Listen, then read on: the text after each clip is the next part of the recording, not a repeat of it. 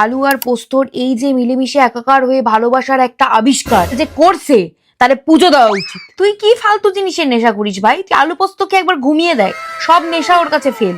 আলু পোস্ত বাড়িতে রান্না হওয়া মানে সেদিনকে বেশি ভাত তো তোমার খাওয়া হচ্ছেই বস। অন্য কোনো তরকারি ওর সামনে ফেল ভাই। তার সঙ্গে যদি 1 চামচ ঘি পাওয়া যায় তাহলে তো সোনাই সোহাগা। তোমার মন ভালো নেই, কিচ্ছু করতে ইচ্ছে করছে না, কারোর সাথে কথা বলতে ইচ্ছে করছে না, প্রেম করতে ইচ্ছে করছে না, যাই হোক না কেন, গরম গরম ভাত দিয়ে আলু পোস্ত মেখে চটকে খেয়ে নাও, লাইফে মজাই মজা।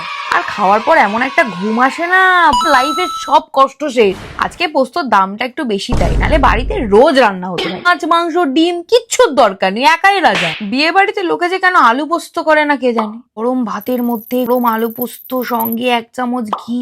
উফ, আলু তো এমনিই সুন্দর, পোস্ত এসে ওকে একটু কষিয়ে সুন্দর করে ভালোবেসে আরো সুন্দর করে দেয়। আলু আর পোস্ত একটা অমর প্রেম কাহিনী ভাই, একটা ইতিহাস তৈরি করে দিয়েছে। আলু ফুলকপি আলু মটর ঠিক আছে, বাট আলু যখন পোস্তর সঙ্গে মেশে না, দেখবি ওর গ্লেজ বেড়ে গেছে, টেস্ট বেড়ে গেছে, সুন্দর দেখতে হয়ে গেছে। পোস্ত হচ্ছে আলু সত্যিকারের ভালোবাসা।